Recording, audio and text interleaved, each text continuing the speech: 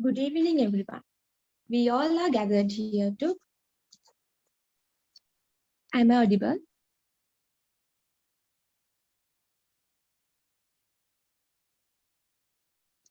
Good evening, everyone. We all are gathered here to get valuable ideas and advices from industry experts to make the decision of selecting the pathway for our degree specialization. Center of Excellence in Travel, Tourism and Hospitality at Sri Lanka Technological Campus has organized this session to make us aware about this industry from the perspectives of industry experts. So we would think today we have a special guest for our discussion, Mr. Angelo Kotuwegedera, who is the Assistant General Manager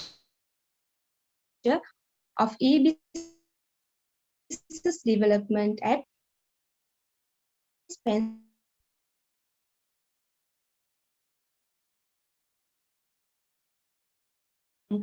Telecommunication, Information Technology, Hospitality and Information Trade sector. He has started his career. Subsequently, he was fortunate to work for Apple Incorporation affiliated Sri Lankan company as the Apple certified product and sales professional. That directed him to join with one of the leading hotel chains in Sri Lanka to head the e-commerce division. Sir, I warmly welcome you to the today's session on behalf of all the participants. And without taking much time, I would like to invite you to conduct today's session. It's over to you, sir. Thank you.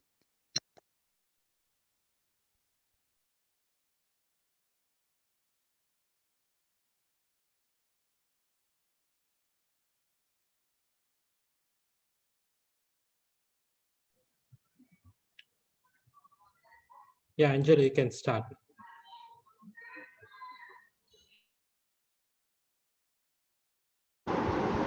Hello, can you hear me?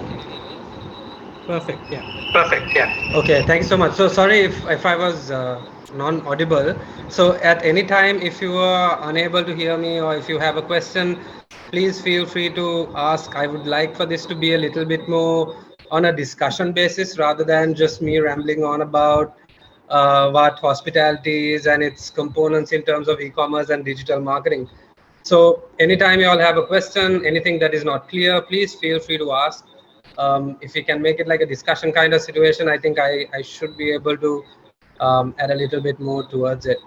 So kicking things off, um, basically right now, the biggest question I'm sure as students who's learning hospitality and trying to learn digital marketing or any other aspect of hospitality, one of the main questions that keep popping up all the time is where is hospitality heading? Where is it right now? What are the challenges that the industry faces? Can the industry survive this? Will people travel post pandemic at all? How will travel change? All of these questions that tend to come up all the time, and so many studies have been done, so many models have been put out, but to be completely honest, it's more or less all speculation. Yes, we work with the data that is currently available, but unfortunately in this particular instance the data has uh, proven to be less than informative once the data is analyzed, because the situation is so volatile and it changes so often. So majority of the time what we've seen is like the pandemic pretty much started in March 2020. Well, actually before that, but March 2020 was the time when it was declared as a global pandemic, and then things started to become really serious. What we need to understand about hospitality, the first thing about hospitality is who is your traveler? Why are they traveling? What is the reason for them to travel?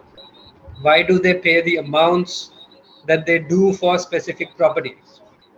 Some might be comfortable paying $50 double BB per night.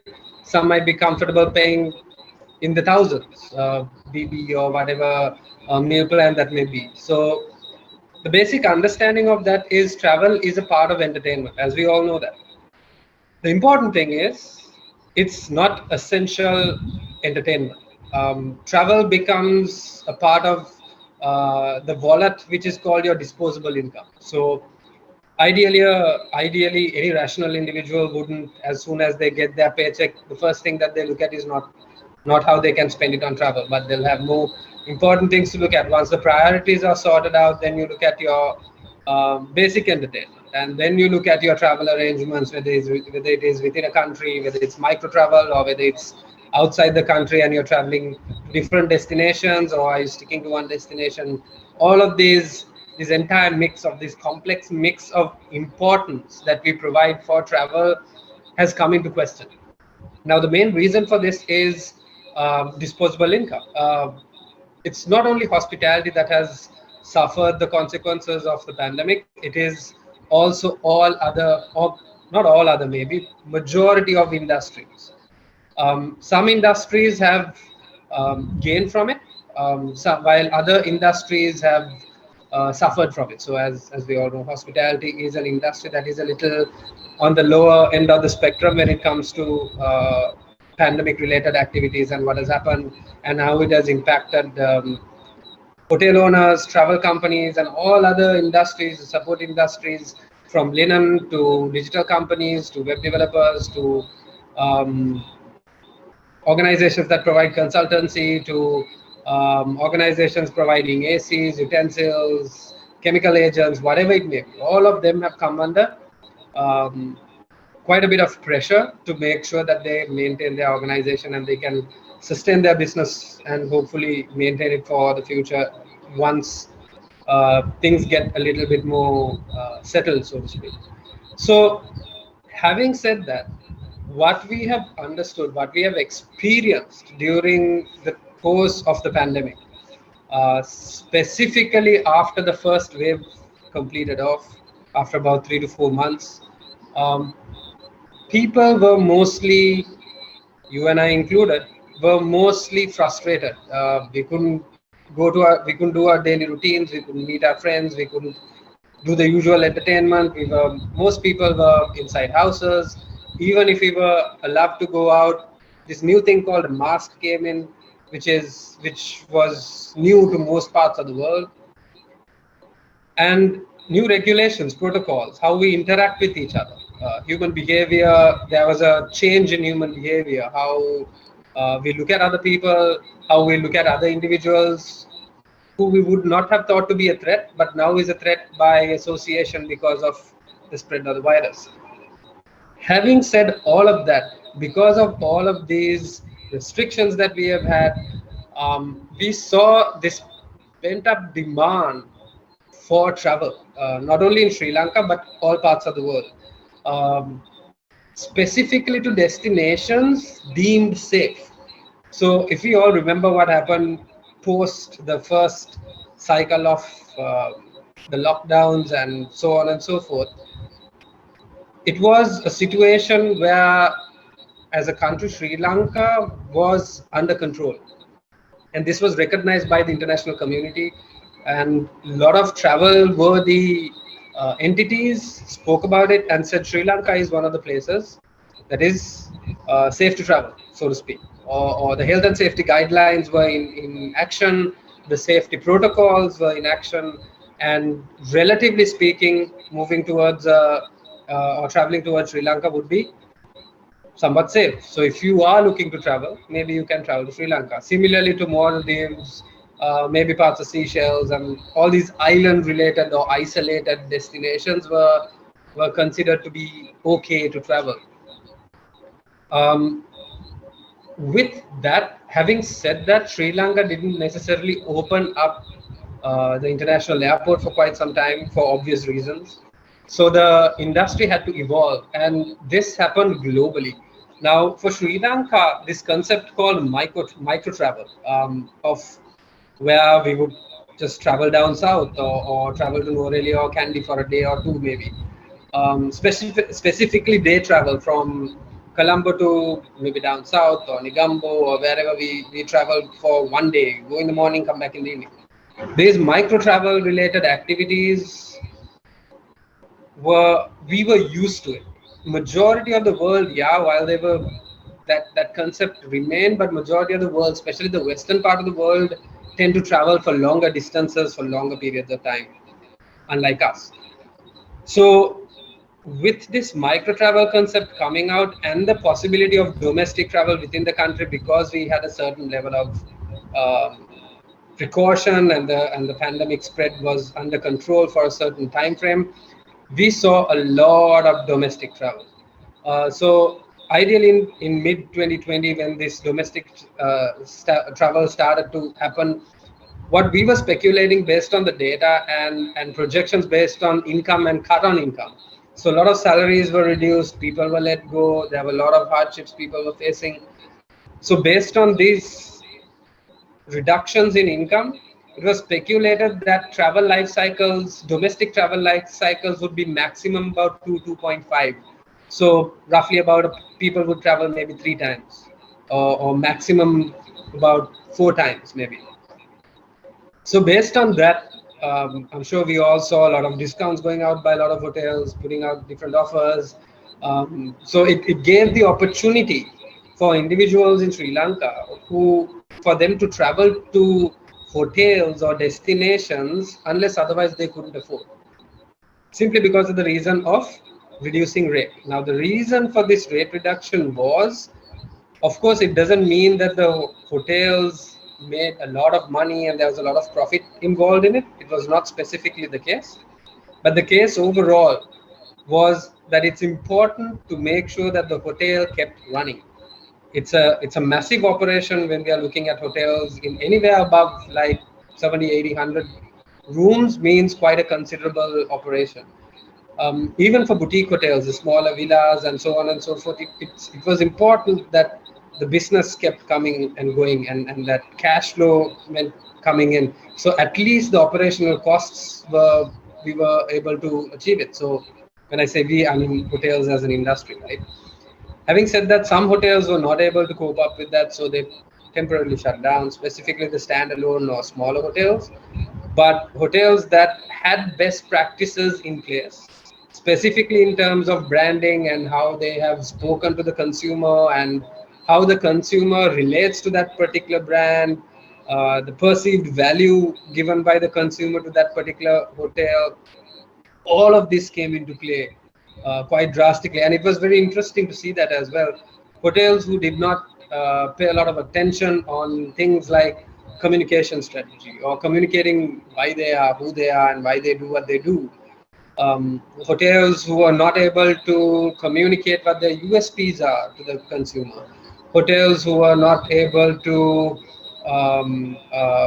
communicate the importance and relevance of traveling to their hotel as opposed to somebody else's hotel.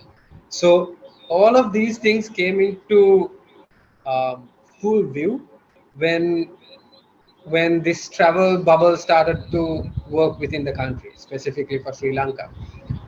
If you look at countries like Maldives, we saw a lot of international travel come in, a lot of Indians traveling to Maldives, Europeans traveling to Maldives, US citizens traveling to Maldives, Russia, Eastern Russian, Middle Eastern travel, all of these travel heading specifically towards Maldives as well, specifically because the geographical infrastructure in the country is very unique. Nobody else has it.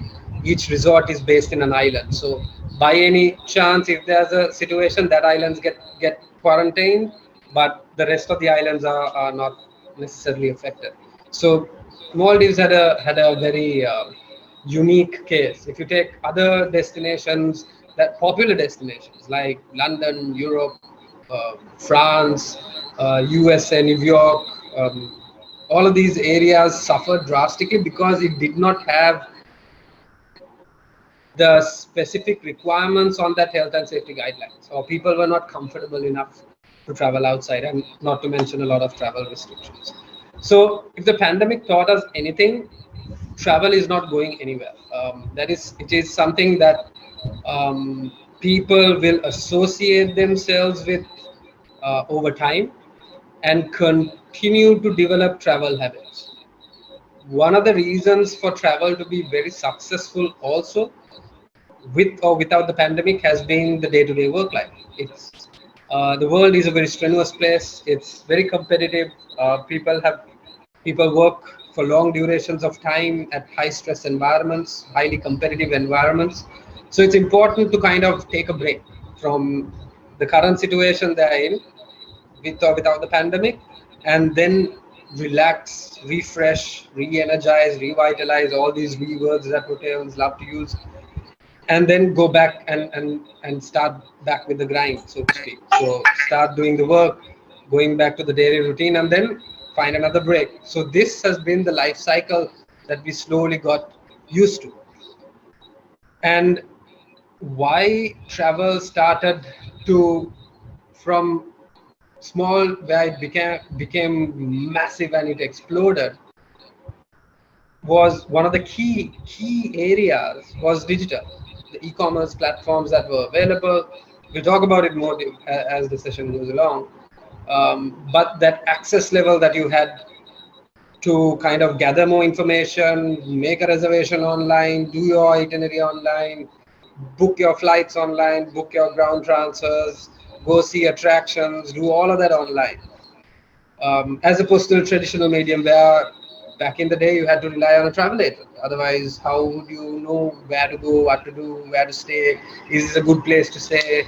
Can I afford it? Is there other places? Can I compare what these people are giving as opposed to the other? Is the price better? Are they providing better value additions? Service quality, food cuisine quality, what do they provide in terms of cuisine? All these things are now freely available online. Plus, the most important thing, verified by other travelers. So platforms like TripAdvisor reviews, Booking.com reviews, Agoda, Expedia, everybody has review systems that are in place, so that user-generated content. So pretty much I can say if I went to a property, I like the property, but the food was not great. That can resonate with anybody else. And then somebody else might say, well, food was okay for me. Uh, Place was also okay for me. Rooms are spacious and so on. So you get a mix of reviews to kind of understand what other people thought of the property and will help you kind of make a decision. So this online um, push, or the expansion of online with the travel industry as well, uh, meant that people had the opportunity during the pandemic as well, to kind of understand what the hotels have done to make sure that the health and safety guidelines have been met and that they are secure while they go on their travels. And by any chance, if they did get infected, what are the procedures and protocols that are involved? How will the hotel handle it? What does the government say? What does the health regulatory bodies say? All of this information was freely available online. And this had a phenomenal effect on how people thought about travel and had a little bit of confidence to kind of go out. And when people saw other people starting to travel, it immediately became a kind of a trend. So we had so many travel rotations, so to speak, not only in Sri Lanka, but across the globe when we were studying it. Travel periods may change. Some lasted for a couple of months. Some were just short stints of 1 or 2 cycles. Length of stay increased from it being maybe 2 or 3 nights to maybe 7, 8 nights, where people are more comfortable, maybe not traveling as much as they would like, but to understand what travel could mean in terms of their health and safety. So what we have learned so far is that the moment the lockdowns are taken out, the moment the travel restrictions are taken out, individuals will travel, and they will travel um, to destinations and hotels that they are comfortable. Uh, Destinations and hotels that put out information about how things are structured and how the safety parameters work. So, and a lot of branded hotels, big brands, the Four Seasons, the Hiltons, the Sheratons, the Marriotts of the world, they were extremely popular amongst this because they had their loyalty following who would not patronize anything else but this. Then you had the standalone hotel chains with the smaller groups who had brand names as well. The Sri Lankan brands as well, as we all know, the Jetwings, the Cinnamons, the Heritansers of the world. So despite the thought process being, okay, maybe we might not see people traveling, that was the opposite of what we saw. But having said that, we were not able as an industry to demand a higher price for the product and service that was being sold. So the price remained a very important factor. Um, Unless otherwise you were looking to travel at a very high end price. If you were looking at luxury and travel, which was another market segment that opened up very drastically, even pre-pandemic, personalized service for boutique hotels, villas, and eco-friendly hotels. All of these hotels were subdivisions that were growing really, really fast. So the pandemic kind of helped boost that a little bit as well. Standalone dwellings, boutique hotels had a lot of bookings, specifically because of that safety factor and that privacy factor. So you're, in other words, you're not spending your vacation with 200 other people in the same building, but you're spending it maybe with your family and close knit friends. So from a pandemic perspective, and what will happen in future also is that yes, travel will change. How it has happened will continue to evolve, but travel is something that is here to stay. So as long as there is some sort of travel arrangement, from a vehicle to a flight to a plane to a speedboat to a yacht to whatever it may be, if there is access to get from point A to point B, there will be people who are traveling from point A to point B, not specifically on business travel or essential travel, but for leisure travel as well. So that's very important to understand as well. Any questions so far? Anybody has any questions so far? Angelo, I think you are clearly you have mentioned everything. We can proceed because they have already prepared a list of questions to be asked after the Okay. session. Sure. Then I will continue with it. So again, another new thing that we're talking about is this new normal. Um, yes, it is a concept that has come through because of the current situation that we see and how we interact with others, and what the old world, so to speak, how we were freely able to travel versus now how we are restricted in travel, how we are restricted in engaging with each other, and even lectures. I'm sure most lectures are happening online. Like, this is something that we've experienced as well. Instead of going and sitting in a classroom, the lecturer is online, the students are online, and the communication happens online. So this might be a new concept for most people, but these are not necessarily small, but factors that impact how we move along through the next couple of months, the years, and the decades to come.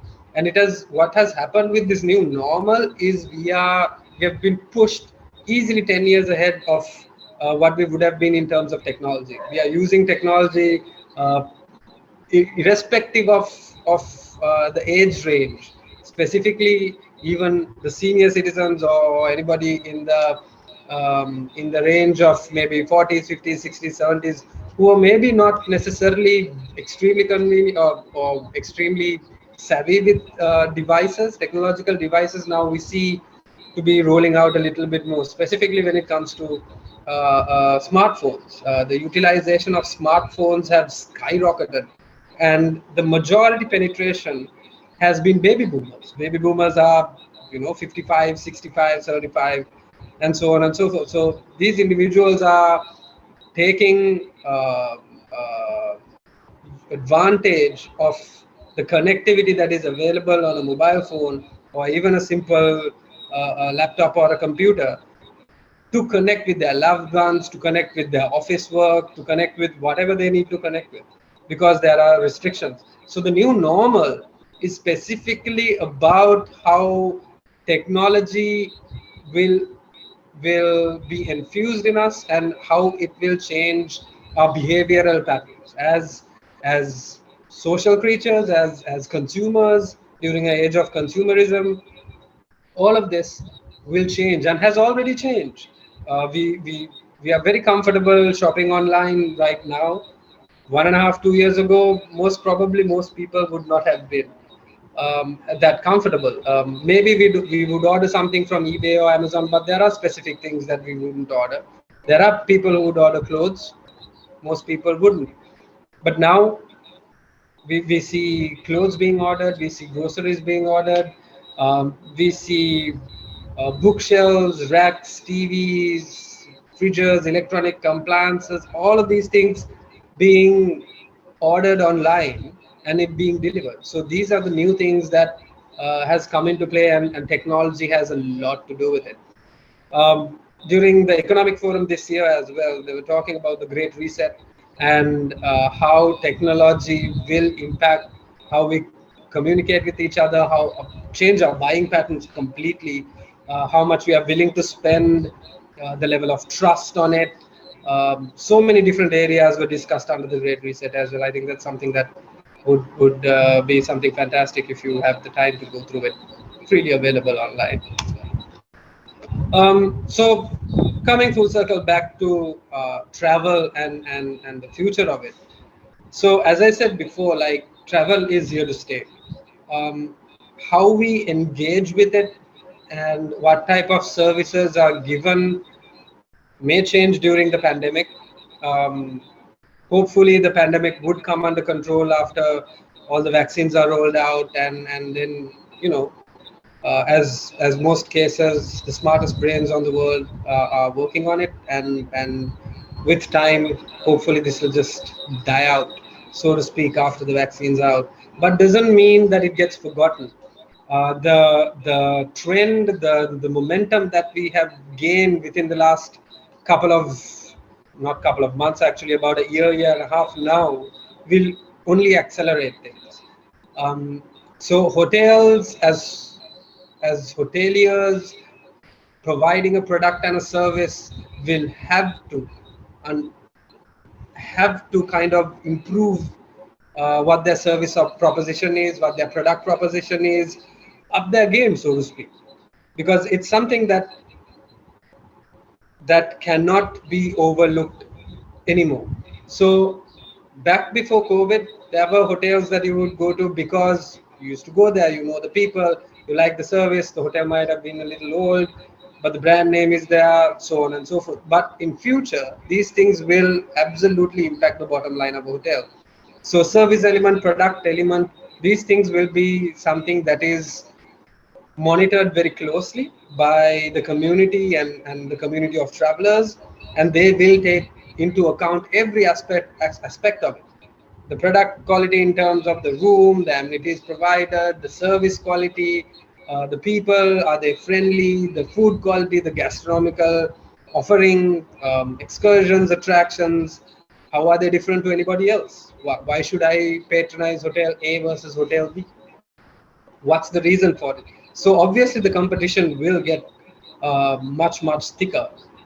As it is, hospitality is a highly competitive area, considering that we know that there is massive price wars that go around, especially during the off seasons, um, and how seasonality will impact on the price and who travels during what time. So while this was true 1.5, 2 years ago, it becomes more and more relevant as time moves on, because everybody's going online. Everybody sees what hotels are available, and it's a matter of understanding what are the options that are given, and is this the property that I want to go visit, because my perceived value on what I'm going to pay for this and the return I'm going to get either meets my expectation or exceeds it. Nobody wants to go on travel and not have their expectations met. That is something that nobody likes. So these are the things that future of hospitality will have to, companies, industries will have to focus on and improve on. Anytime any organization or any hotel per se will slow down on it, will see an immediate or a gradual loss in market share, which is bled out to other hotels who are aggressively eating into your share. So that's what we see currently. But as I said before, data is not constant on what we are getting. After it is crunched, after it's analyzed, when we look at it from last month to this month, we see new things all the time. We see new micro trends happening all the time. So it's interesting to see how things will move forward in terms of consumer behavior and understanding your consumer and communicating to them what your values are is key. And organizations and hotels, when hotel chains, groups across the world who are able to do that and create that relevance with their community of travelers will succeed far better than who don't. So it's all about technology. It's about communicating with your consumer and creating that relevance in your consumer as well. So since we are talking about technology, e-commerce, it's the hot topic. It has been the hot topic for quite some time. E-commerce is the third most wanted area in terms of uh, jobs as well. Number one is actuarial studies, which is life insurance. Number two is data science. Number three is e-commerce. So data science and e-commerce go very closely hand in hand, so to speak. Whether you're crunching data for a living or whether you're trying to sell your products and services online, it's almost the same thing. In the sense, if without proper data and without it being properly crunched and analyzed and turned into information, your digital strategy will never get anywhere. So it's very, very important to understand how to understand data, how to analyze it, um, and make informed decisions on it. That is something that is new to all of us, making decisions based on a data driven concept.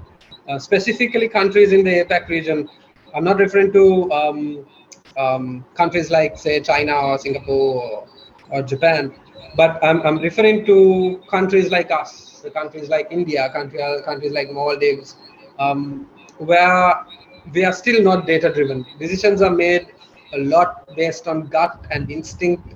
Um, while it's important, which gut and instinct is part of experience, while it's important, having the right data set to validate that your decision, your gut, your instinct, what it's saying is right or wrong, is the difference between a successful campaign rollout versus something which might be mediocre or fail at all costs.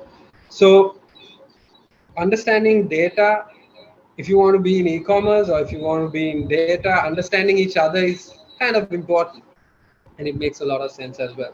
So if you're looking at digital marketing, um, Rumesh, just to ask you, has any of the students done any digital marketing courses? They are about to enter, Angelo. So Okay, what exactly we are looking at this moment is to give them a clear picture what exactly is digital marketing, what exactly right, is e-tourism, what e-commerce is, because they have a selection of 2 degrees. One right, is digital marketing and e-tourism. The other one is normal. You have travel and tourism. travel and tourism. Okay, So what we understood. exactly want to show them, what's the difference between two? Right, understood. So I'll talk as we are looking at digital. I'll talk a bit more on digital on this. So in today's digital world, like we understand, we see like a lot of things that we can immediately identify as digital, right? We want something, we want to search something. What do? We Google it, right? We go to Google, which is a search engine, and then we ask it questions, and hopefully we get the right amount of questions, that right amount of answers, and we find the solution for our current problem. The other one is social media, very prevalent. We are always on it. Majority of screen time goes on social media as well. Even for any break that we have, or even if there's no break, we majority of the time we get onto our social media channels and keep using our thumbs to kind of scroll through the content, right? So while this is the front end of it, the back end of it is actually very interesting. There's a lot of areas that needs to be looked into. There are a lot of areas how communication happens between brands and their respective consumer, and how it's done is broken up into so many different areas. Now, luckily for us, for anybody who's studying digital now, there are a lot of tools available in the marketplace that you can use to kind of feed in data, analyze, figure out what to do, and then also how to kind of pursue certain avenues to communicate your campaigns or your message or whatever you want to communicate with your consumer. So in that respect, if you are looking at digital, it can be broken down into search engine marketing, social media, social marketing, um, all of this irrespective of device, whether it's a laptop, whether it's a tab, or whether it's a mobile device. Then we have email database marketing, and all of this revolves around this one key concept called content. Content can be broken down into text related content, then we have picture related content, we have video related content, and we have virtual or augmented reality related content. So in the world of e-commerce, the first thing you need to understand, content is king, without a doubt. There's no arguing about it, because content is how you communicate your message, your what's, your whys, your hows to your consumer, and hopefully um, create a relationship between your consumer, who's going to be at first a customer, then hopefully a patron, then hopefully a member, a loyal member, then hopefully a brand ambassador for your uh, specific brand, product, service, whatever you're selling. So as we understand content, the main important thing about content is a thing called search intent. Now, anytime, think of it this way: if you're looking at um, anything that you want to search for, any requirement that you may have, maybe gathering information, maybe you're looking to buy something, maybe you're looking to travel, maybe you're looking for some contact number, maybe you're looking for an old friend or a person. What we all do is we go and search. We type something out and we search for something. So this search, there's an intent for the search. The search intent is, why are you going to search for something? And all of these search phrases are called keywords or key phrases, things that we generally use as human beings to search for something. If you're hungry, we'll search in a certain way. If you're looking for burgers, we'll search for burgers in a certain way. If you're looking to travel to a high-end resort or to a villa, we'll search in certain ways. So all of these have been understood by things called algorithms. All search engines work on algorithms. What the algorithm does is it identifies patterns. Algorithms are all about understanding patterns and catering to that pattern to see if further patterns can be developed. So if we are breaking individuals down into stereotypical boxes, saying box A, box B, box C, box D, and we understand for a fact, say 80% of people who likes what's in box A, if they like what's in box C, and 20% of that people who like what's in box A like what was in box B, can we look at a relationship of people who like A and B and C? Would they like C as well? And who likes A and C, will they like B as well? So all of these specific areas are how, this is a very basic understanding of how an algorithm would work in specific areas. Certain algorithms would look at the quality of content, certain algorithms would look at your behavior, search intent, certain algorithms will look at what your movement was like, what was your click pattern like. Certain algorithms will try to understand your overall mindset of how things work, whether it's a short phrase or whether it's a very long phrase. So all these specific areas will provide new information to the algorithm, the more the information that the algorithm and this machine learning technology can learn, the better the performance of the search engine. So when Google started off, if any of you all remember, I don't know if it's even relevant, they had two buttons. One button would say, I'm feeling lucky. So right now, then they changed it to so many different things. Um, the original concept of it, when Google was developed, was if you're searching for something, currently you search for something, you get 400,000, 500,000, 1 million results on it. Ideal case scenario is when you're searching for something, you will get the exact result, one result that you have, that will give you everything that you wanted. So you don't have to search through multiple links and go through different pages, different search results to kind of go through it. But it's very evident that it will never happen, because the requirement, the wants and needs of human behavior changes, and what I'm searching for today might be similar to what I'm searching for tomorrow, but I might be looking for a different result. So that button was taken off. So the whole understanding of how search results become more and more accurate is to provide a set of information that would teach the algorithm whether they provided the proper links, proper websites to the person who was searching, and if it made any sense, if it drove any relevance at all. So in that perspective, the algorithm continues to change. Currently, there's about 9 algorithms that are working, 9 major algorithms that are working. On a daily basis, the algorithms get updated. Major changes happen 3-4 times a year.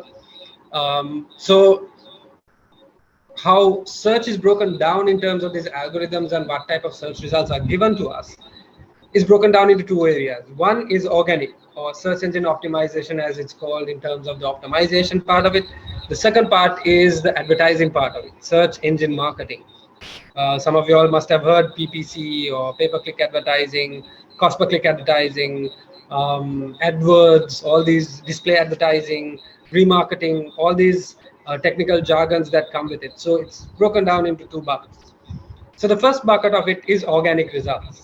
Your organic results will depend on how you have searched, as well as other individuals with similar characteristics have searched and found. For example, say for example, you're looking for a movie. If you search for a movie, on the right hand side now you will say people also looked at options. So they will give, the search engine will give you so many different results, saying that these are specific things that like-minded individuals, as we think, were interested in as well. And if these individuals are also interested in this, are you also interested in this? And if you are, then again that ABC bucket thing comes into play again. So as you go along, as you search on your browsers, as your browsers get more and more information, as there are more and more cookies that are dropped onto you when you move in from website to website, so you're tracked. All of these information provides more accurate information for the search engine to kind of provide information that might be relevant for you. The second part of it is the marketing part of it. Now, the marketing part is where you put in money, you bid for your specific keywords, and you put your ads. So as an example, you would see maybe the top 2-3 results saying ad, and then you'll have a few listings available, under which you might have, now your specific, the 10 organic listings have gone down.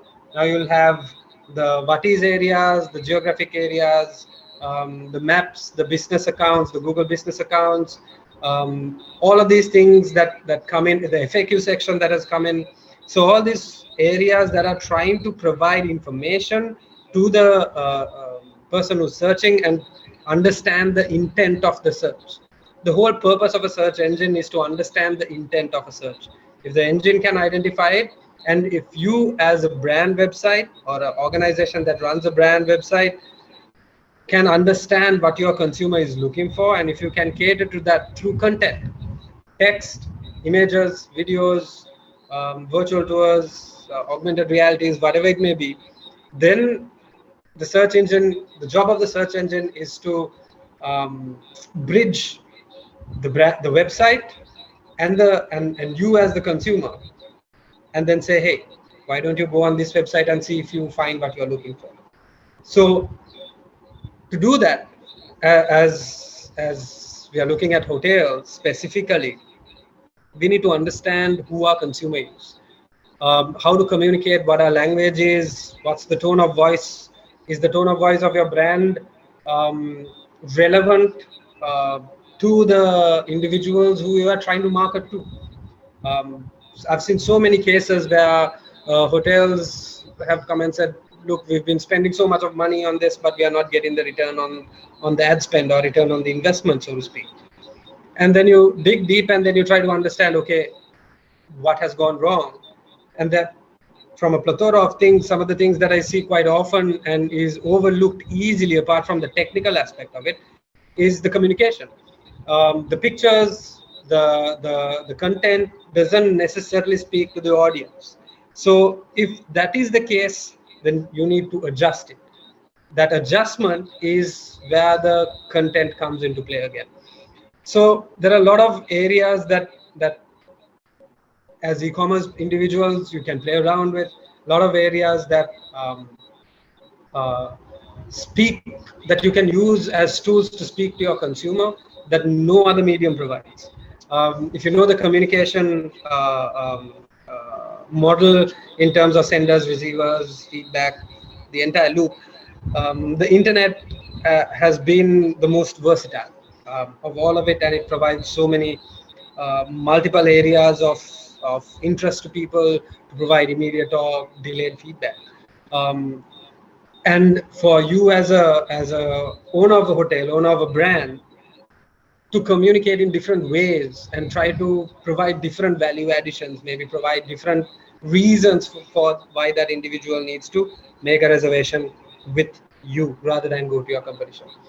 So in a gist, that's what search is, right? And search is the holy grail of it. Very close second tier is not even a second tier, but a parallel is social media. The difference is social media has more personalized information about the person who's searching as opposed to search engines. But search engines have far more information in terms of websites rather than what a social media page would have. So it's important to find that balance as an organization, as a hotel company, as a e-commerce individual.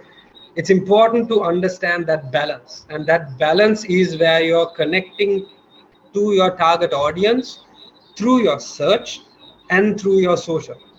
Now the reason for this is people don't necessarily stick to one of these mediums. People's behavior are amongst all of these. So multiple social platforms, multiple websites, multiple web engines, search consoles, all these things that provide information, allowing individuals to compare, contrast, and make a better decision is already out there. So in any specific instance where the organization is unable to present itself in terms of value or their communication or in terms of price promotions, you will be left out, and anybody else will pick up the slack and convert that consumer. So in that aspect, from social, the new phenomenon of not new necessarily, the social phenomenon of going viral is all about how the internet is momentum driven. Everything online is momentum driven. There's nothing which would work in a step-by-step way. It's all a curve of momentum. Momentum builds, plateaus, and then dies down. Anything is like that. Nothing lasts forever. So everything that is momentum based requires something new to refresh that momentum. Again, this is a lot to do with consumerism. Us as individuals who have very short attention spans. Like for example, how long do you think a person would stay on a site before deciding to move on to the next? Used to be 8 seconds. Now it has come down to 6.7 or 6.8 the last time I read. So attention span is continuously going down, especially because of social media. We are always scrolling through the pictures, the stories, and whatever it may be, and we are just quickly taking snapshots. That's all we are doing. But anytime we are looking for something, we are just taking snapshots to make a decision. Rarely people would go and read into a lot of content, but content is important because snapshots of that content will be available all over online and will provide the necessary information available, necessary information to make the decision rather. With the stemming of social media and this viral and everything going viral, came a new process called influencer marketing, right? So individuals, influencers are people who are able to go anywhere, use a product or do whatever, and other people would follow them. Outside of the digital world, these are called brand ambassadors. We see all celebrities wearing watches, t-shirts, um, you name it, anything that is worth selling at a high end, which has a high end brand, has a brand ambassador. And these brand ambassadors can be movie stars, sports athletes, all sorts of individuals. Similarly, the social media platforms also has all the celebrities, A-listers to C-listers, and individuals who are trying to influence others to make decisions. Started off in terms of blogs, in terms of bloggers. I remember one of the, to date, one of the most successful bloggers is Nomadic Matt. He started off 10, 15 years ago, before blogging was very cool. It was not cool at that time to have a blog, 15 maybe years ago. And he started off by having a travel diary, and people started to follow him, and today he has a massive following, and there are a lot of people like that. So social media, apart from the blog, provided people the opportunity to showcase what they are doing live instantly, and go live and say, this is what I'm doing, this is the hotel I'm in, and showcase the food, the private pools, the beautiful sceneries, and so on and so forth. So it really did take a form of its own, and evolve really fast, and people quickly started to adapt to it as well. So influencer marketing is also part of that. Email marketing is also something that needs to be touched upon, where you get emails on different offers. If you are a loyalty member, then you will get emails in relation to that. So many different offers that are going out in terms of hotel offerings, whether you're in a loyalty membership, or if you are even not a part of the loyalty membership, you will get bulk emails. Organizations that send out blast emails to hundreds and thousands of users, which has promotions and so on and so forth. So in retrospect, all these areas about how you market yourself on search engines, your social media channels, your email, has a lot to do with how well you're visible online. And visibility is the next most important thing next to content. You can have all the content under the sun, but if you're not visible, if that content is not visible, nobody's going to know what you're talking about or who you're trying to talk to. So visibility also comes into play, where you're available not only under search platforms. This is why Google has a Google network, so to speak, other websites that allow Google to place banners, different images, dynamic content, and so on and so forth. And affiliate networks that take your message and go to hundreds of other websites where you might not have the budget to do so. So different elements of improving your visibility and expanding. So the overall concept is, right, I'm a hotel based in Sri Lanka. Who's my target market? How do I take my value proposition to this specific target market from the platforms that are available to me? How do I use my tones? How do I use my content in terms of text, in terms of videos, images? What do I want people to know about the property, know about the people involved in the property, know about the product, know about the service? All of this is what communicating online is all about. And it has taken a form of its own, and digital is the future. Whether we would like to admit it or not, technology is the future, and everything has changed based on technology and how it provides. So it makes a lot of sense to be with technology, and since digital is something that is freely available to learn, and institutes providing so many information, it provides so much of value to you as individuals and trying to be marketeers or sales individuals or technical or whatever your passion may be. If you have all of these things, like me for an example, I have a lot of passion in terms of selling things, marketing things, branding things, positioning things. I love the technical part of it, always did from the time I was small. But connecting that technical aspect to the consumer side of it, and then the branding side of it, the communication side of it, and then invariably trying to secure a sale, all of that makes sense digitally. And on digital platforms, you can do all of that or be a master of all of it.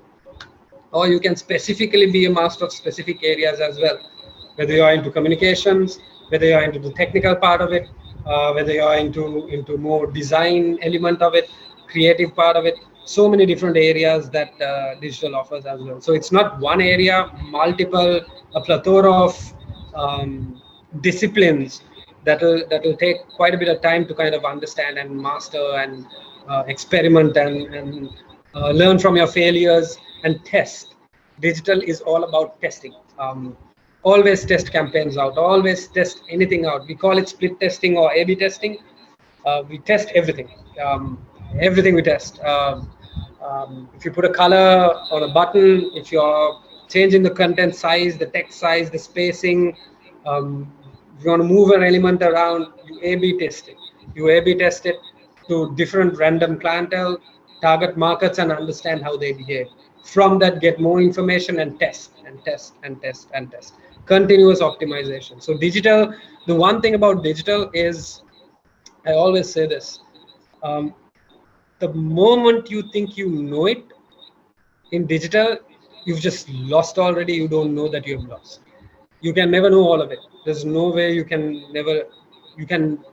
Every day I go into a website and I go into search engine land, or I go into any of the Google forums, or go to Reddit or wherever I can find more information. I learn so many things, new things on a daily basis, without exception, on strategies, on technical stuff, on what Google is doing, on what Facebook is doing, what Instagram is doing, what Alibaba is doing, what eBay, Amazon is doing, what Airbnb is doing as a disruptor.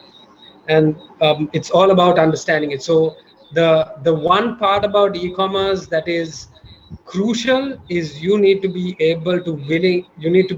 willing rather to continuously be updated on a daily basis. If you're not updated for a month, you're already late.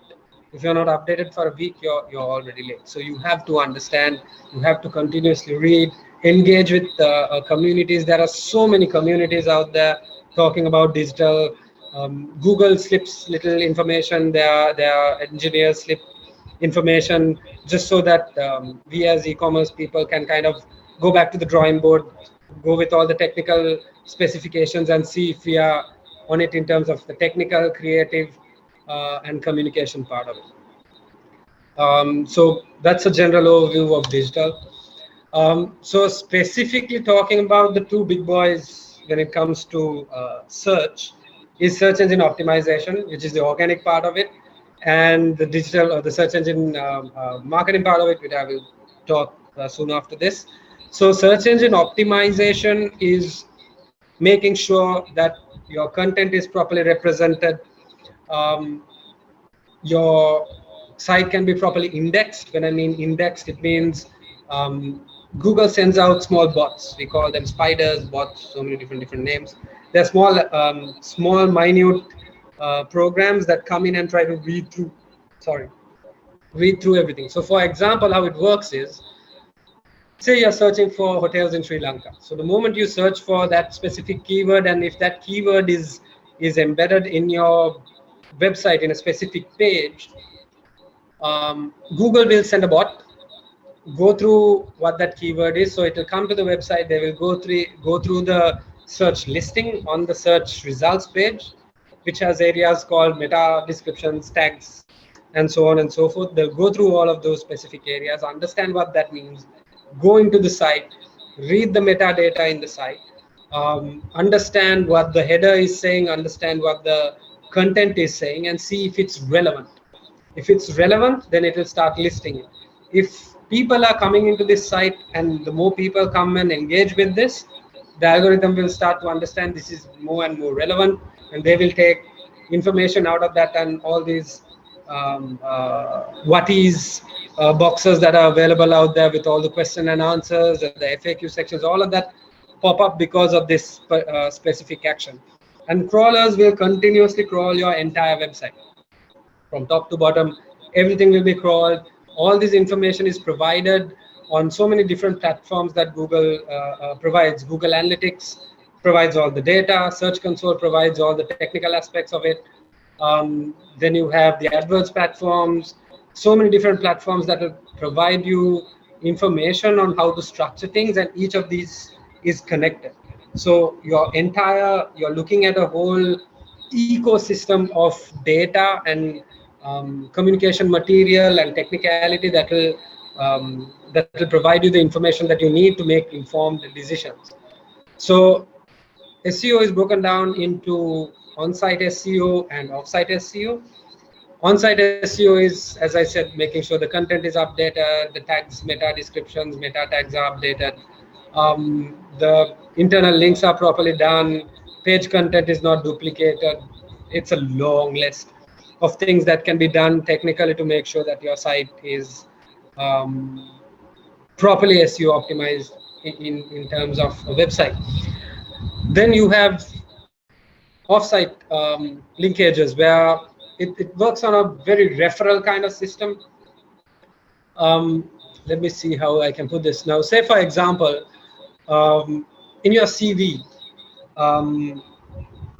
you would add referees, right? The reason for you to add a referee, and you always add a referee who has a heavy title, so to speak, right? That is something that everybody does in a CV. Why? Because you need a recommendation from somebody who has a strong title and who's acknowledged and accepted by society as an individual who has come to that place due to his experience, her experience and work knowledge.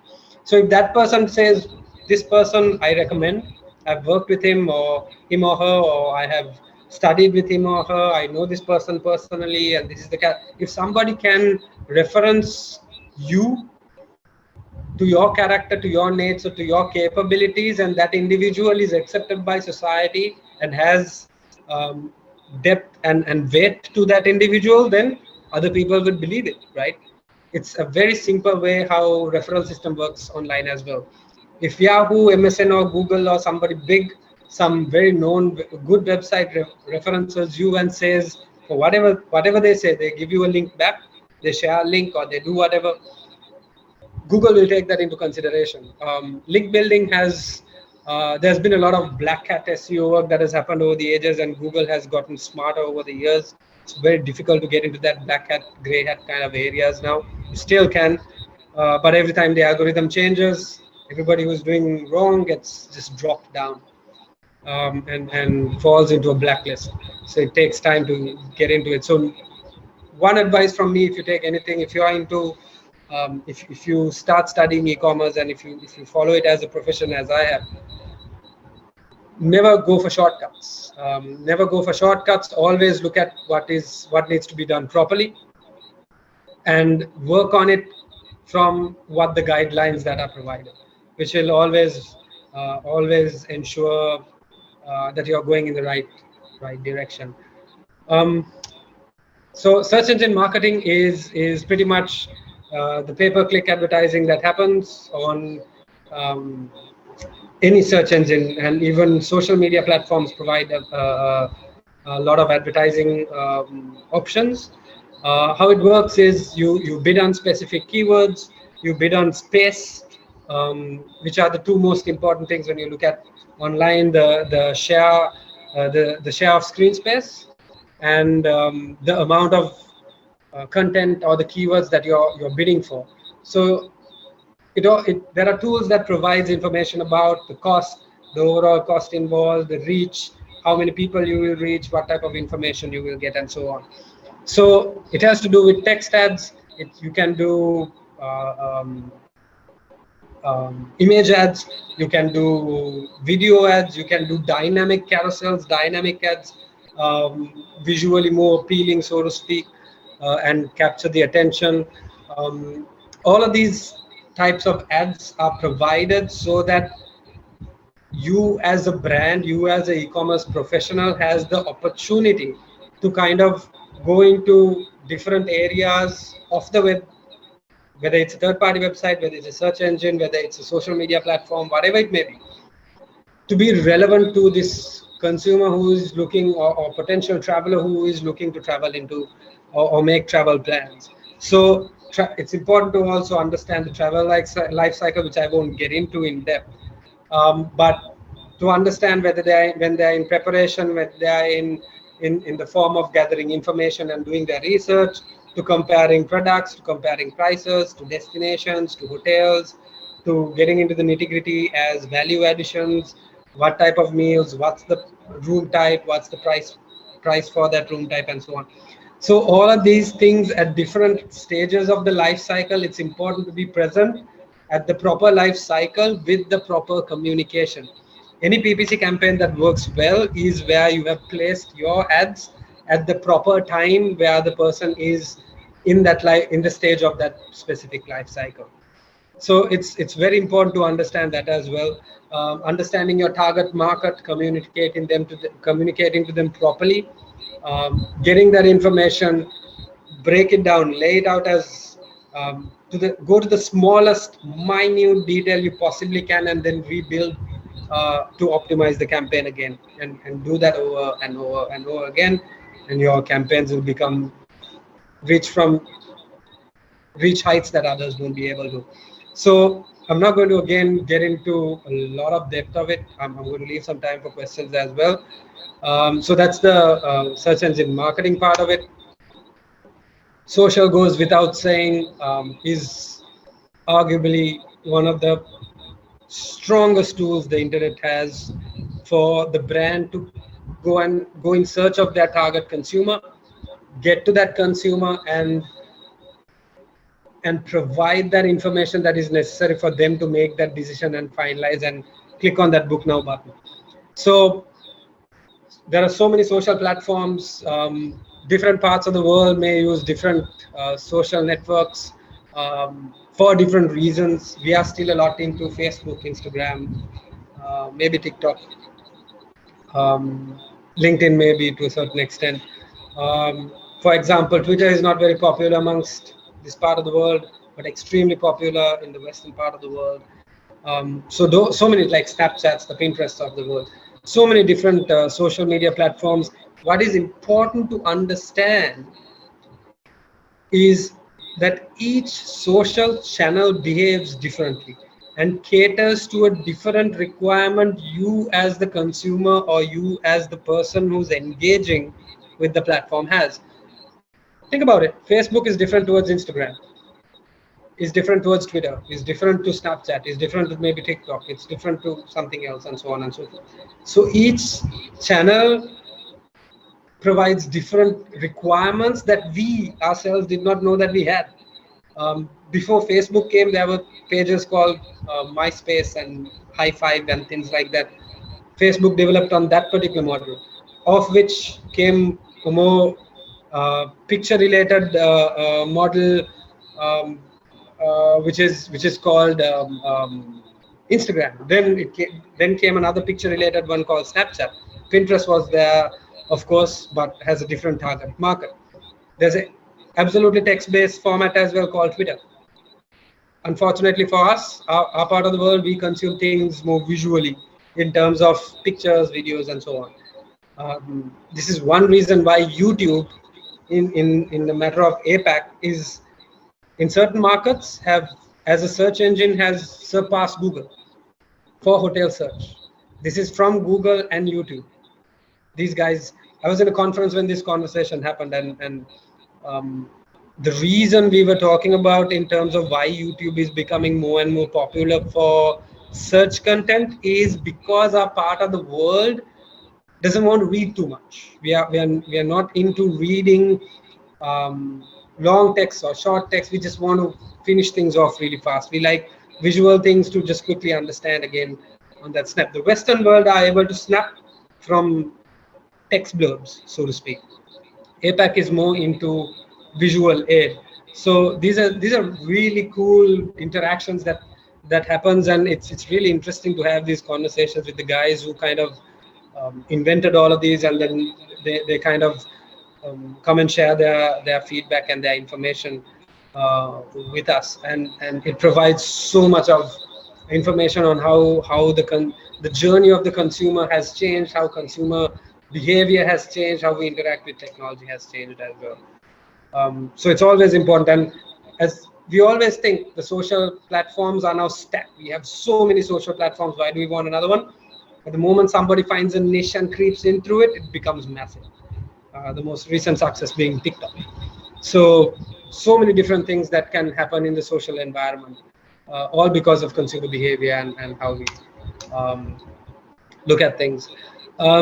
So more very specific to the travel industry are online travel agents, the digital version of offline travel agents, and offline tour operators and DMCs, destination management companies, and so on. The biggest we would know is Booking.com, Expedia, Agoda, which are massive. Booking.com is the largest online travel agent, or OTA as we like to call it, that we currently have. Gives a lot of visibility to hotels that otherwise you are unable to spend or reach. But because Booking.com has hundreds and thousands of hotels, they work with Google and YouTube and Facebook and all these platforms very closely, and they advertise massively. Booking.com contributed to about 3% of Google's revenue a couple of years ago. 3% might not sound like a lot, but that was in excess of 2.5 or 3.5 billion, if memory serves right, in terms of one aspect of search only, search advertising only. So imagine how much they spend overall. And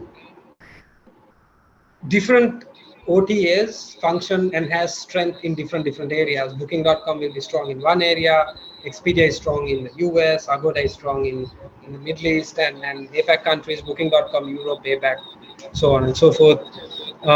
So there are different mediums that provide information, and these companies have, for example, in Sri Lanka, they have offices set up as well. Booking.com has an office, Expedia has an office, Agoda had an office before the pandemic, and so on and so forth. And Airbnb, HomeAway, Agoda Homes, all of these. Airbnb is what you call a disruptor.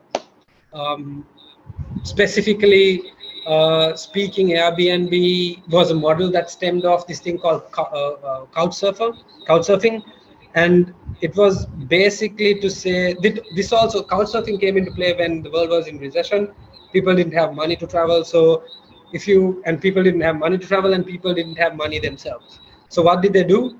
If you had extra room, if you had a couch that converted into a bed, you can pretty much list it on their platform, and people can book it for $5, $10 a night. Airbnb took that specific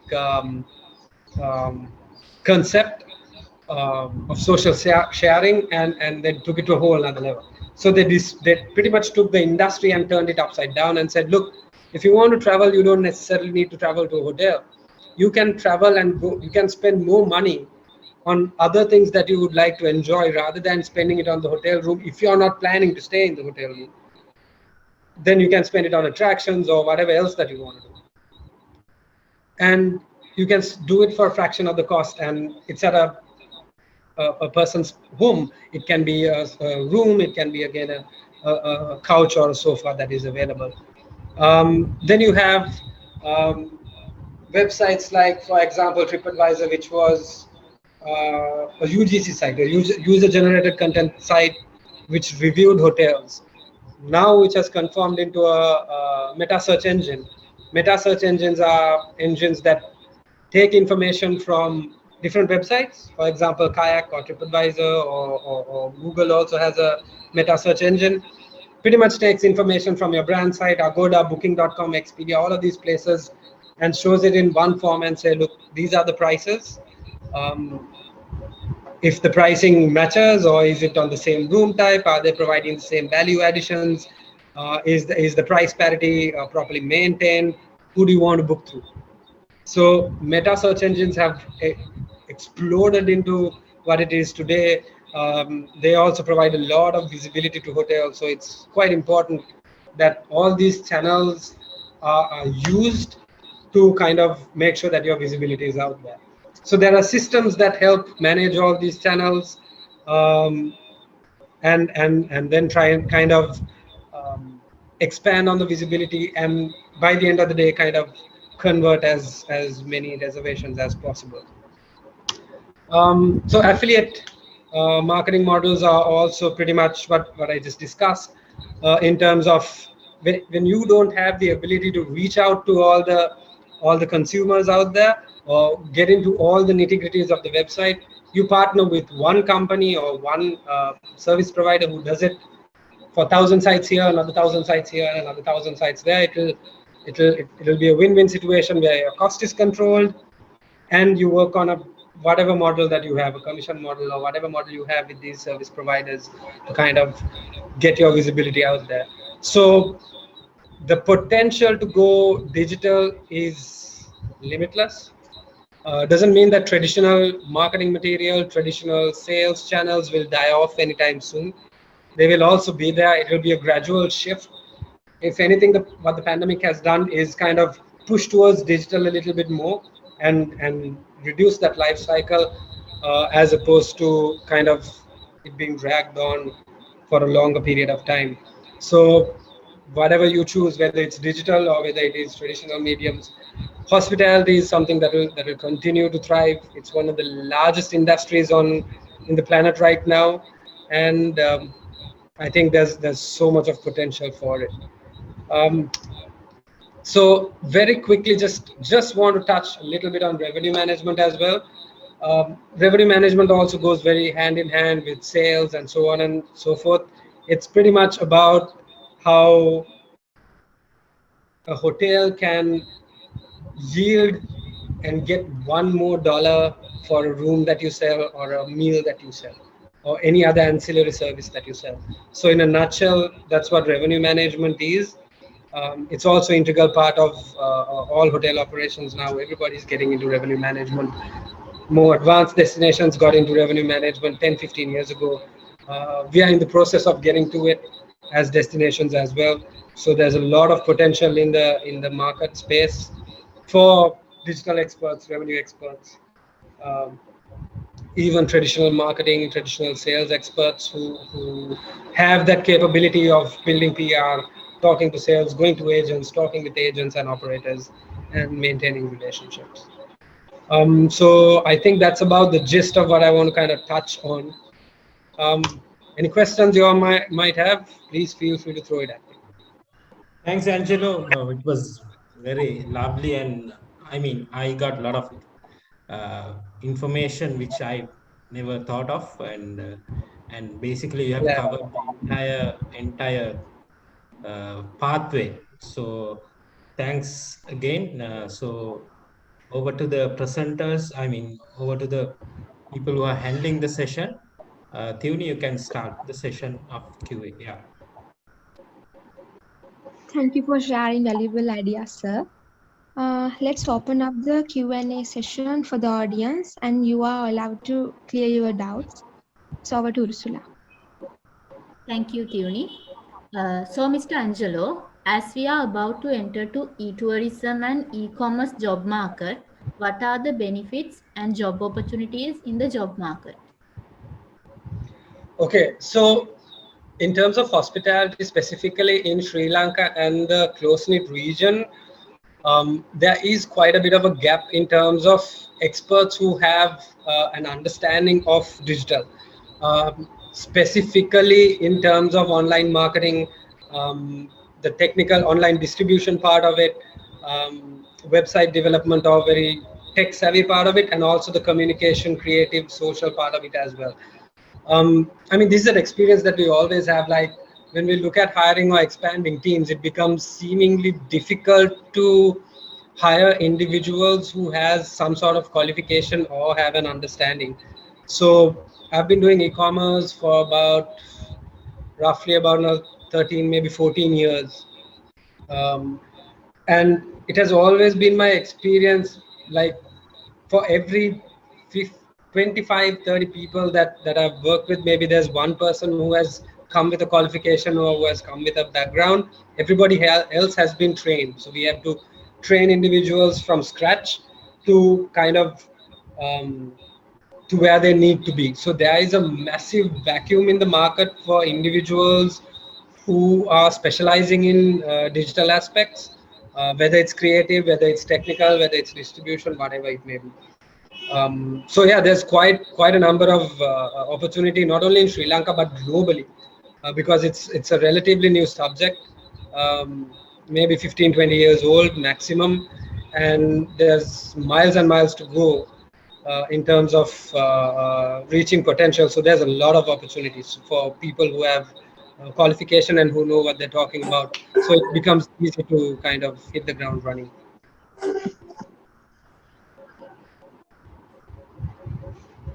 Thank you, sir. Hope that answers the question. Yeah.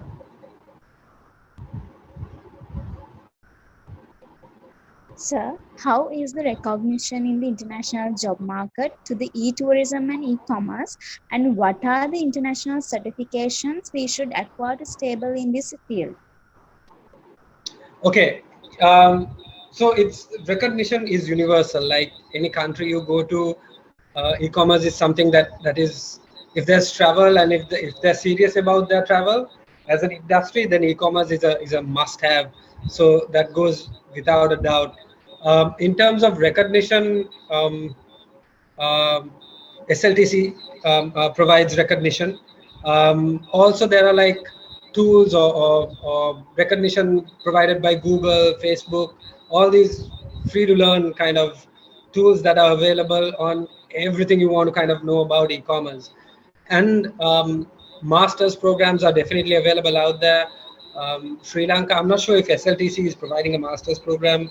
Um, if so, that's fantastic. But in Sri Lanka, like I haven't seen a lot of master's programs, but internationally I've seen quite good master's programs as well. I've gone through quite a few discussions about it as well, about the subject matter and how to approach such a dynamic field, so to speak, because things change fast. So it's important to understand the concepts and fundamentals today, but be flexible enough as individuals to kind of understand how the trends change, and your foundation and fundamental will also take shape based on that. So yeah, like any organization that provides, any educational organization that provides technical specifications or certifications like SLTC, Google has their Google Garage, and Skillshop, Facebook has their Blueprint, and so many other online platforms as well. So there's quite a bit of recognition available as well.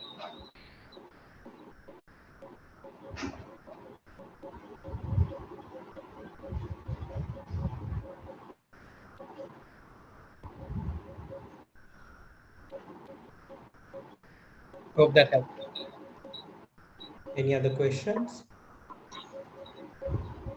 Sir, we generally believe that the knowledge in information and technology is required to build up the career in e-tourism and e-commerce field.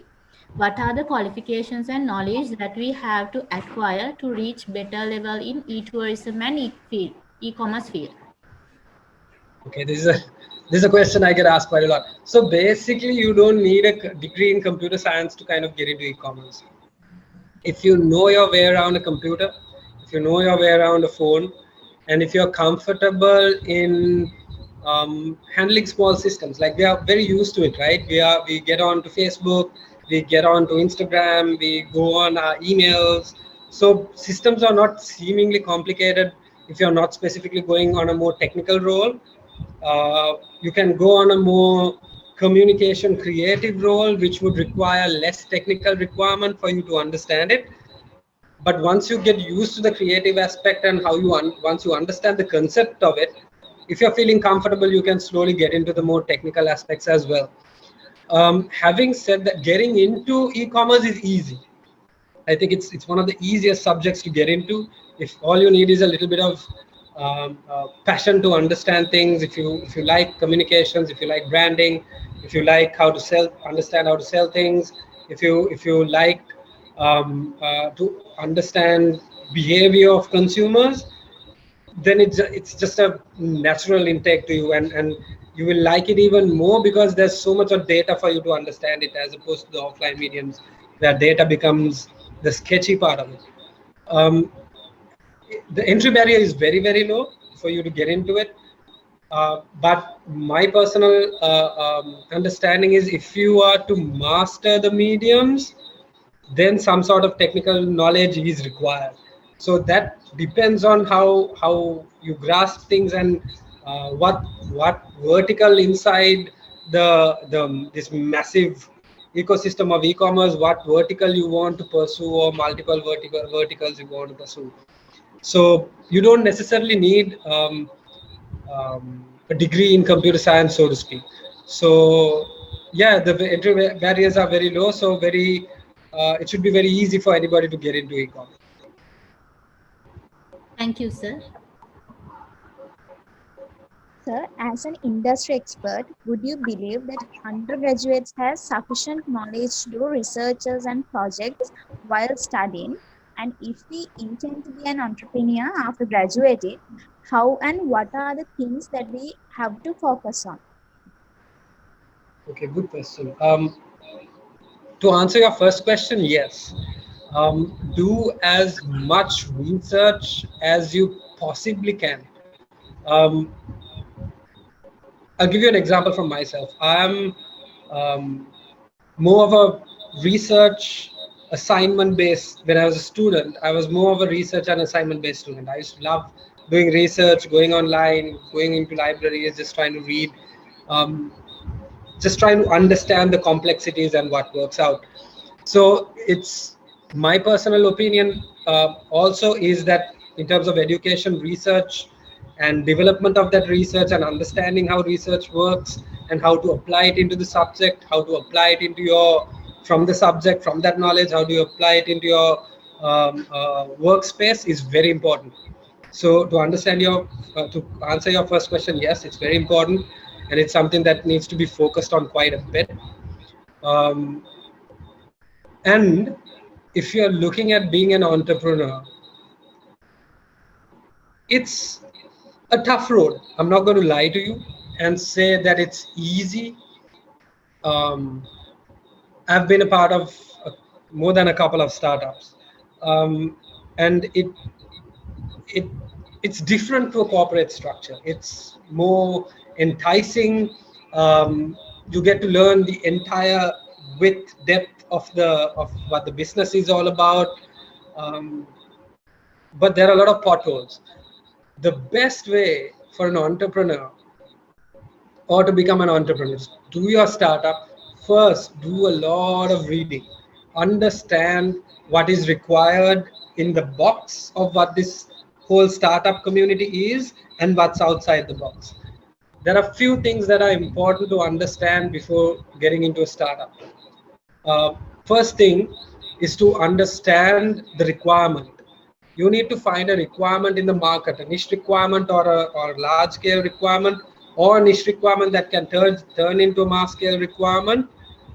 And you have to find a solution for that gap, um, and it has to be at the right time.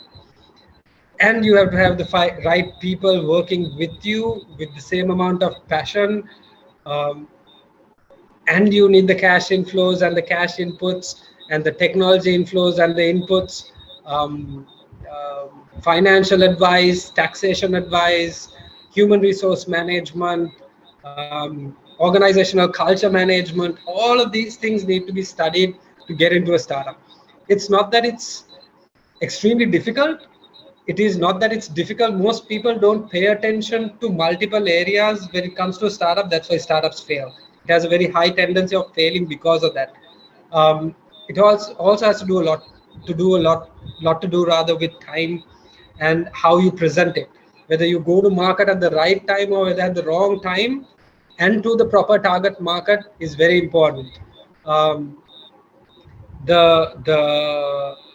um, the diffusion of penetration into the market is very important. You need to understand your um, the early adopters versus the ones who would follow the early adopters, the trendsetters, the people who would follow the trendsetters, all of that in order to understand your market segment. It also gives you so much of knowledge. Now, the problem that I see in countries like us and in more of the Eastern world is our education system has taught us or teaches us to be a job seeker, not a job creator. So the Western world, if you are looking at individuals in prestigious places like Harvard, the Oxfords, and all of that, why are they so prestigious and why do they have all of this? Because their mindset is different. They try to approach the problem in a different way. The problem is, how do you make a living? What are you going to give back to society, right? How do you gain a name for yourself? What is your purpose in life? All these questions come into play.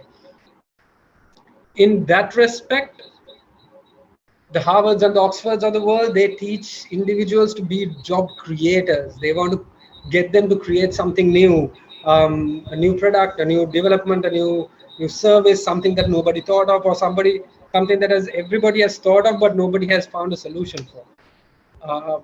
So if you are in the mindset for that, and if you are into working 16, 18, 19, 20 hours a day for 7 days a week for 5 years, and the results are worth it, absolutely worth it. And the knowledge that you will gain, you will never gain in an organization, in a corporate structure.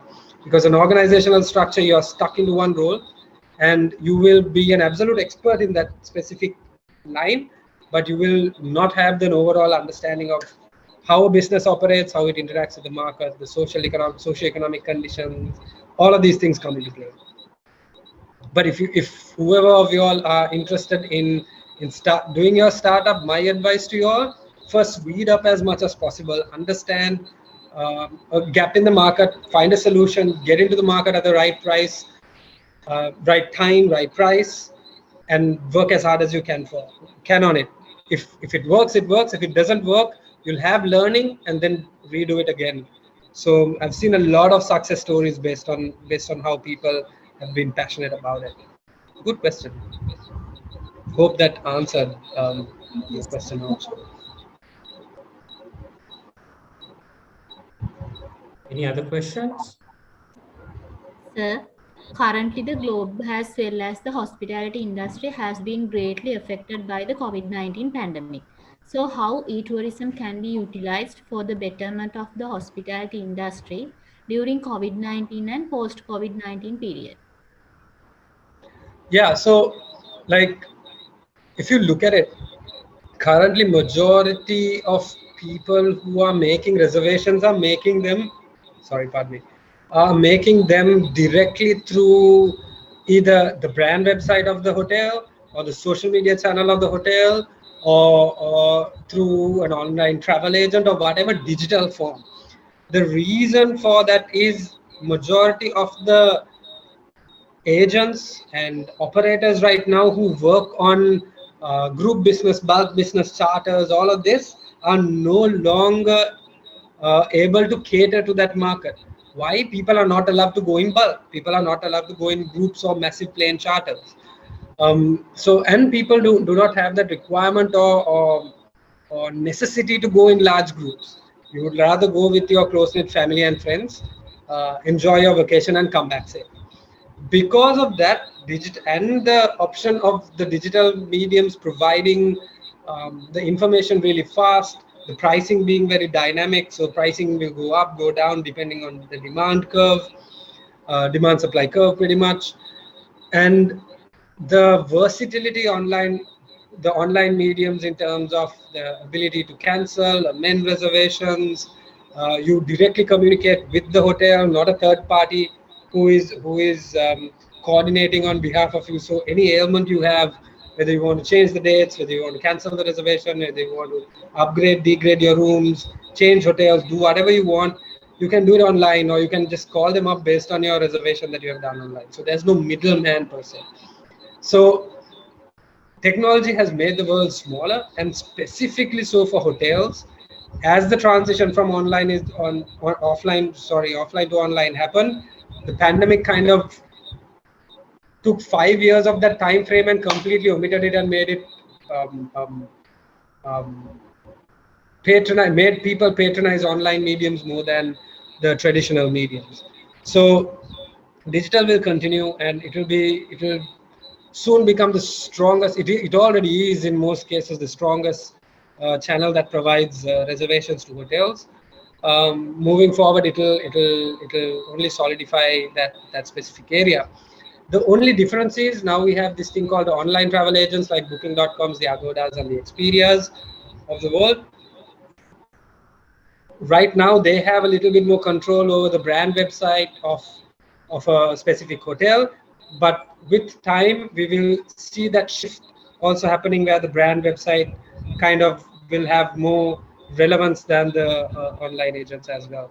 So there'll be so much of demand for individuals who know their SEO, SEM, SMM, social media marketing, all of these things, channel distribution management. There'll be so much of demand. There already is so much of demand, and it will continue to grow.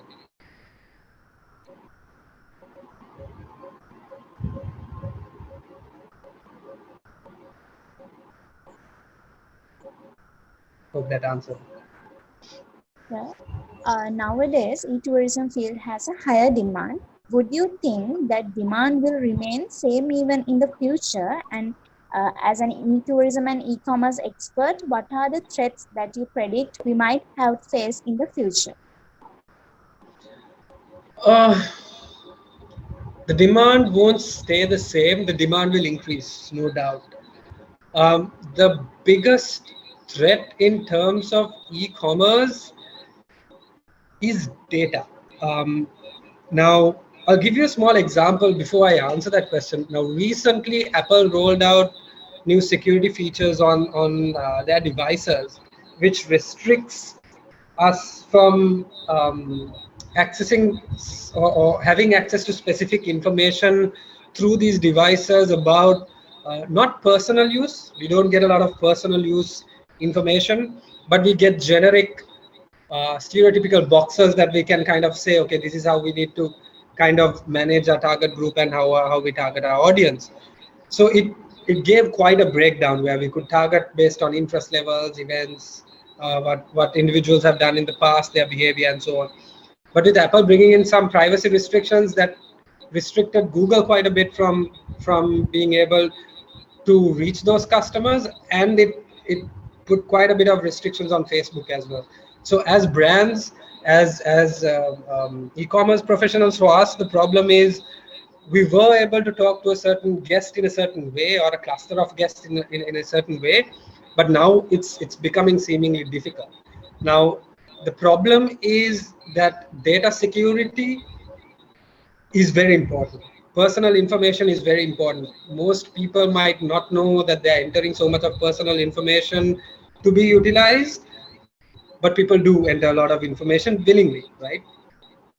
But that data needs to be safeguarded. It cannot be mishandled or misrepresented.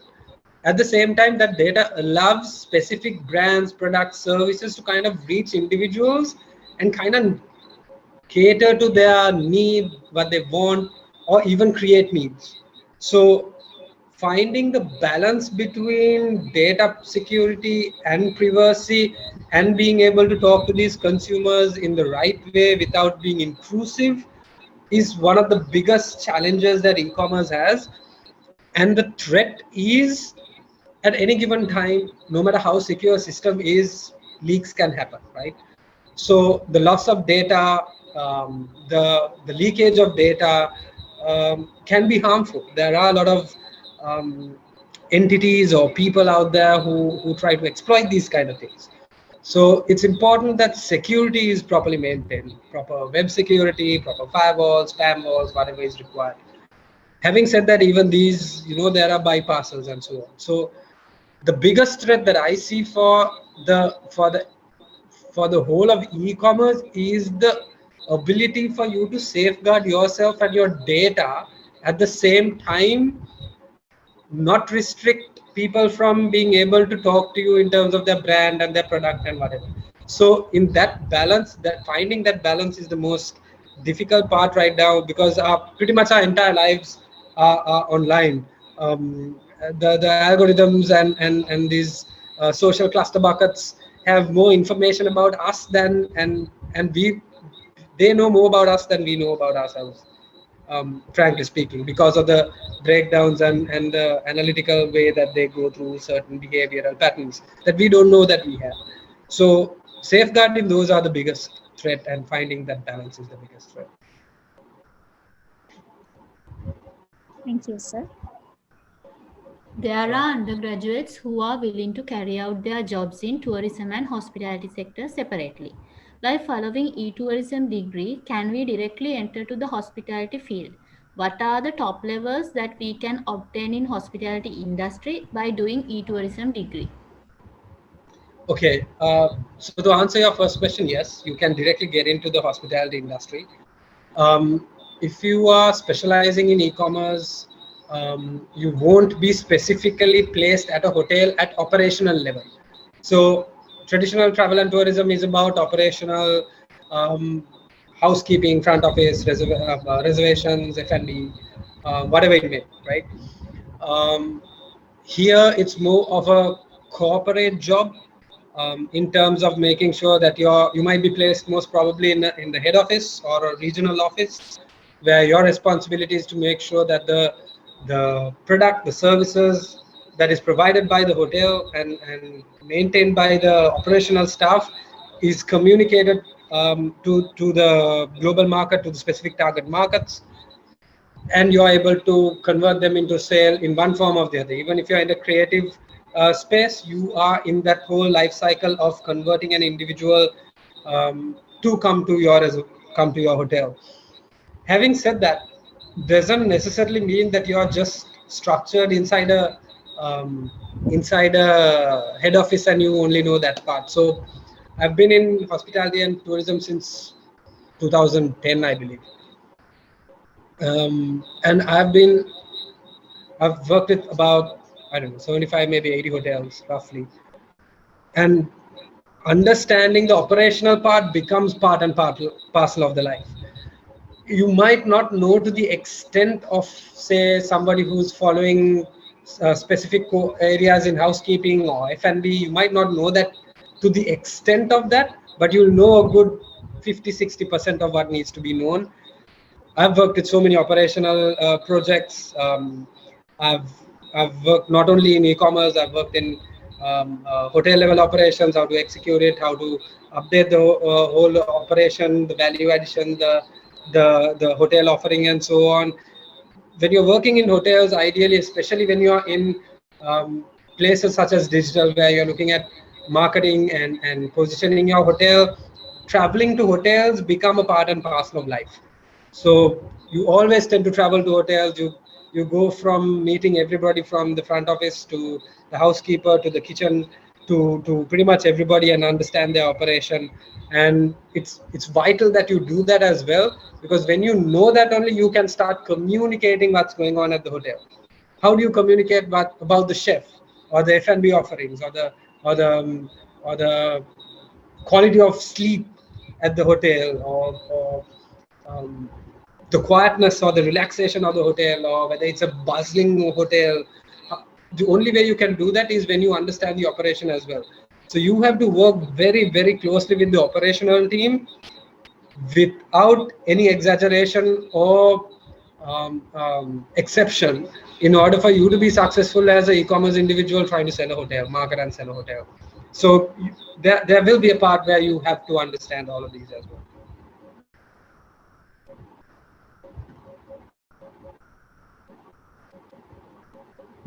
Sir, if someone after graduating, is there any possibility to enter to the online travel agencies? And we are willing to know what type of salary ranges that we can go for. Yes, absolutely. So Sri Lanka currently has two online travel agencies with an office in Sri Lanka. One is Booking.com, then the other one is Expedia. Agoda is currently handled via India and support from Singapore. Make My Trip obviously out of India, C Trip out of China. Most regional offices are based out of either India or Singapore. And there's ample opportunity. Like everybody who's working in all of these OTAs are Sri Lankans. Majority of them are Sri Lankans. Country heads are Sri Lankans now. Apart from the OTAs, there are so many other service providers as well that would hire you, like digital marketing companies. So many digital marketing companies providing web-based solutions for hotels, and these companies hire e-commerce graduates as well. There's a massive demand for it. So your demand is broken down into so many areas. You have hotel related e-commerce activity, you have OTA related e-commerce activity, you have digital marketing related e-commerce activity, you have travels related e-commerce activity. Just because offline agents are considered or deemed offline doesn't mean they don't have an online presence. All offline operators and agents have an online presence, so they require e-commerce help as well. So even if you look at, for example, individuals or organizations rather that provide services like linen to hotels, they have an online presence. So there's no end to the requirement there is for digital individuals with digital capacity, like people who understand it. So I'm not being biased just because I work a lot on e-commerce, and it's one of my absolute passions without a doubt. I'm not just being biased about it, but it's just that the opportunities, and there's such a massive vacuum in the market.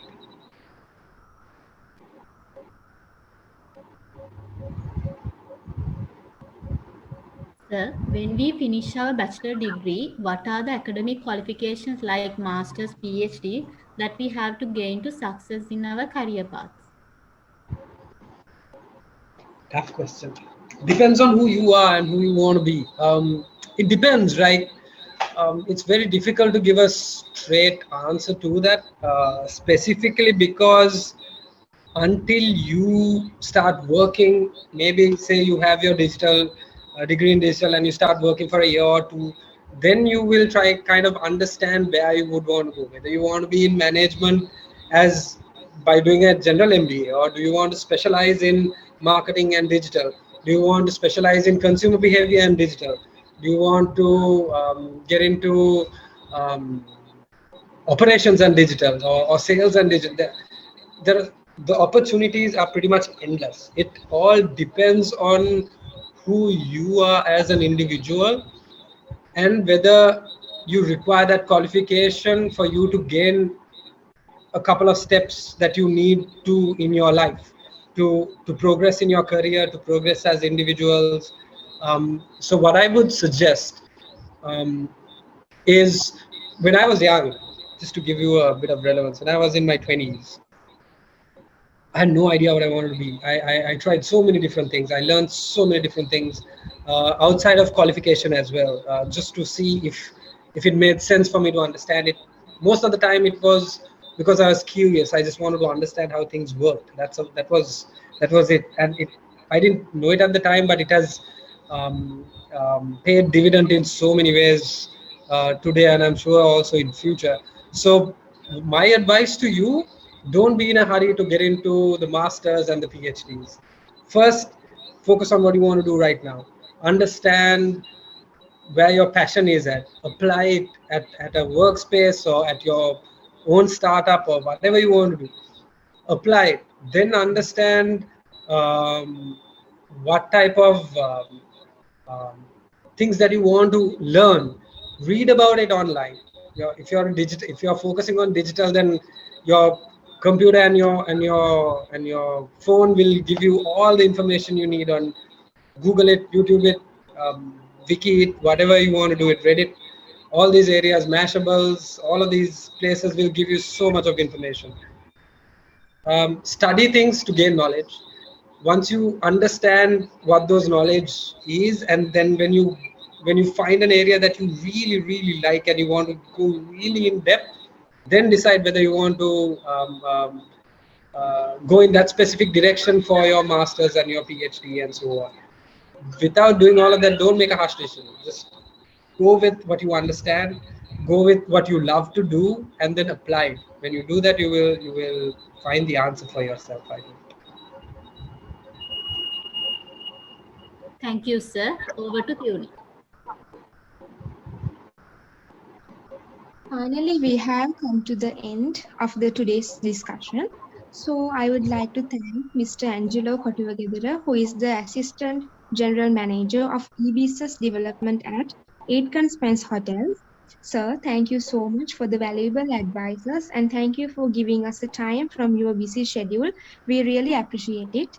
And thank you Happy for to. all the Thank you. participants who have engaged with us today. Thank you all. Have a nice day. Thank you, guys. Have a good day.